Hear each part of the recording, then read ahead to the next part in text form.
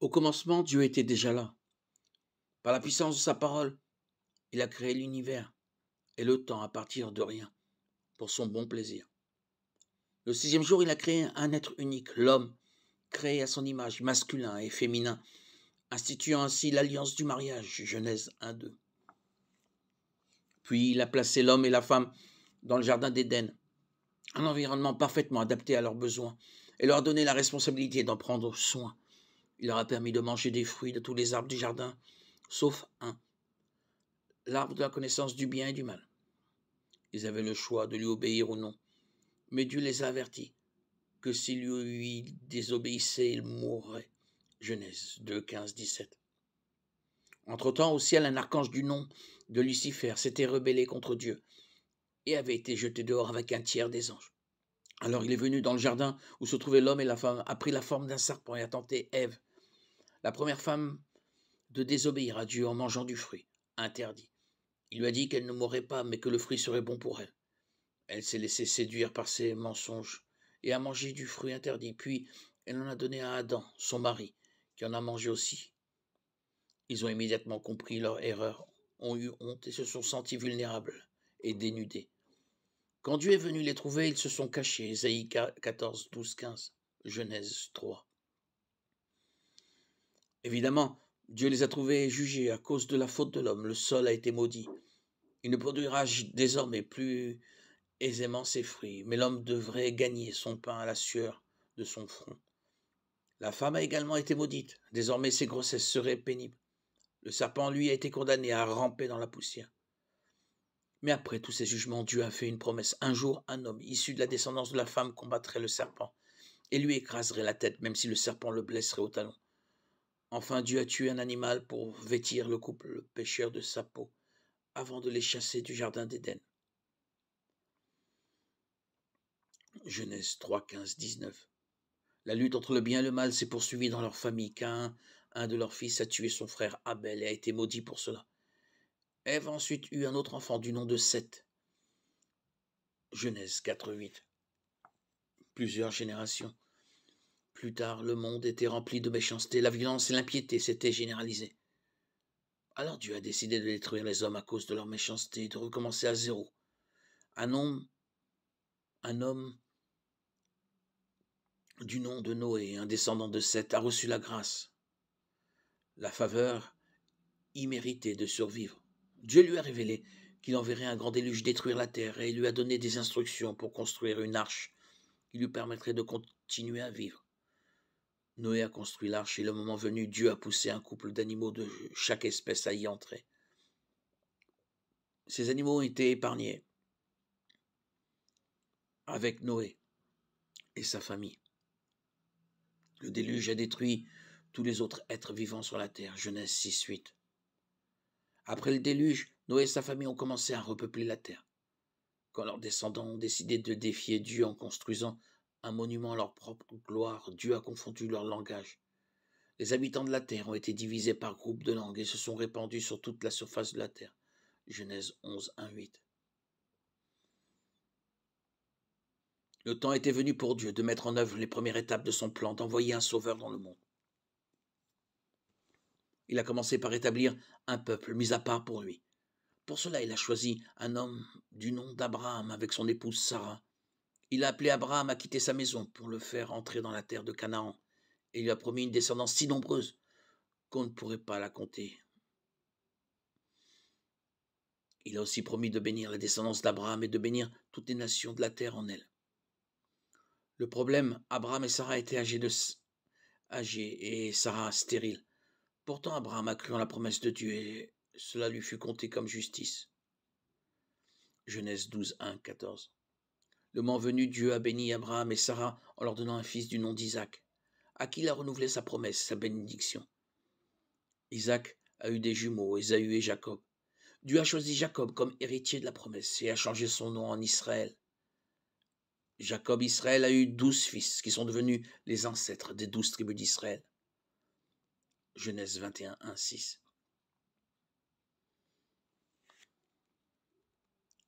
À cause d'une grave famine, Jacob a quitté Canaan pour l'Égypte avec sa famille. Avant de mourir, il a prononcé une bénédiction prophétique sur chacun de ses fils. Juda reçut la promesse qu'il y aurait parmi ses descendants un roi qui serait honoré par toutes les nations de la terre. La famille de Jacob s'est multipliée en Égypte, où elle est restée pendant 400 ans. Puis le roi d'Égypte, craignant que les nombreux Israélites ne deviennent une menace pour lui, les a réduits en esclavage. Alors Dieu a appelé un prophète du nom de Moïse, de la tribu de Lévi, pour faire sortir son peuple d'Égypte et le ramener dans la terre promise à Abraham. Exode 1, 8, 14. La sortie d'Égypte s'est accompagnée de nombreux miracles, notamment l'ouverture de la mer Rouge.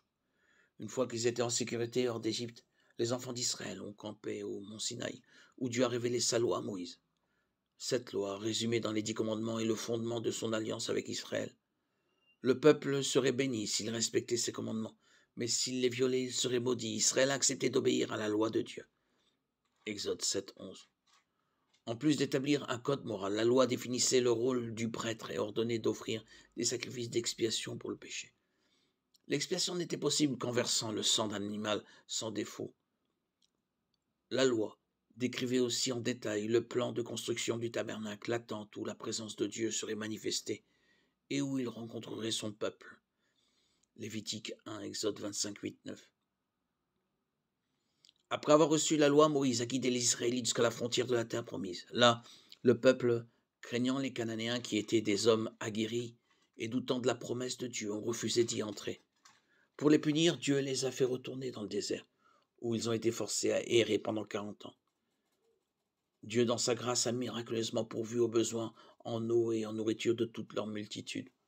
Nombre 14, 1, 4, Exode 16, 35. À la fin de ces 40 années, Moïse est mort. Une de ses dernières prophéties a annoncé l'avènement d'un autre prophète qui serait comme lui et que le peuple devrait écouter. Son successeur Josué a fait entrer le peuple d'Israël dans la terre promise qu'ils ont conquise en se fondant sur la promesse de Dieu qu'aucun de leurs ennemis ne pourrait tenir contre eux. Dieu a manifesté sa puissance à Jéricho, la première ville sur leur route, en faisant tomber sa muraille à terre. Dans sa grâce et sa miséricorde, il a épargné une prostituée du nom de Rahab qui avait cru en lui.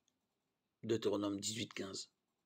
Au fil des prochaines années, Josué et les Israélites ont chassé la plupart des Cananéens et le pays a été divisé entre les 12 tribus.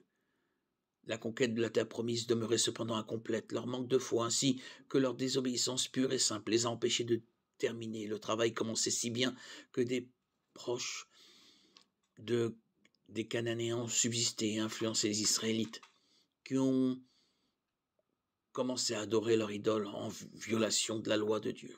Josué 15, 63. Après la mort de Josué, les Israélites sont passés par une période de turbulence. Chaque fois qu'ils tombaient dans l'idolâtrie, Dieu les jugeait en les asservissant à un ennemi. Alors, quand ils se reprenaient et l'appelaient à l'aide, Dieu suscitait un juge pour détruire leur idole, rallier le peuple et vaincre l'ennemi. La paix durait un certain temps, mais après la mort du juge, le peuple retombait toujours encore dans l'idolâtrie. Le cycle se répétait, Juge 17, 6. Le dernier juge était Samuel, qui était également prophète. À son époque, Israël a demandé un roi pour régner sur eux, comme on en avait les autres nations. Dieu a accédé à leur demande et Samuel a oint Saül comme le premier roi d'Israël, mais Saül n'a pas été à la hauteur. Ayant désobéi à Dieu, il a été écarté du pouvoir. Après lui, Dieu a choisi David de la tribu de Juda pour lui succéder. Dieu a promis à David qu'un de ses descendants serait toujours assis sur son trône. 1 Samuel 8, 5, 1 Chronique 17, 11, 14. Après la chute de Babylone aux mains des Perses, les Juifs qui étaient exilés ont pu retourner à Sion, et beaucoup d'entre eux se sont réinstallés à Jérusalem pour reconstruire la ville et le temple. Tous les Juifs ne sont cependant pas retournés à Sion. Certains ont choisi de rester en Perse, où Dieu a continué de prendre soin d'eux. Une jeune femme juive du nom d'Esther est devenue reine de Perse, et Dieu s'est servi d'elle pour sauver la vie de tous les Juifs du royaume. Malachie a écrit le dernier livre de l'Ancien Testament dans lequel il prophétise que le Seigneur viendrait dans son temple et qu'un autre messager le précéderait pour préparer la voie à sa venue. Ce messager serait comme le prophète Élie des temps anciens. Après Malachie, Dieu ne s'est plus adressé directement aux hommes pendant 400 ans. Malachie 3, 1. L'Ancien Testament est l'histoire du plan de Dieu pour la rédemption des hommes. Il est centré sur un peuple élu, unique, qui comprenait l'importance des sacrifices sanglants, croyait dans les promesses faites à Abraham et à David et attendait la venue d'un Rédempteur.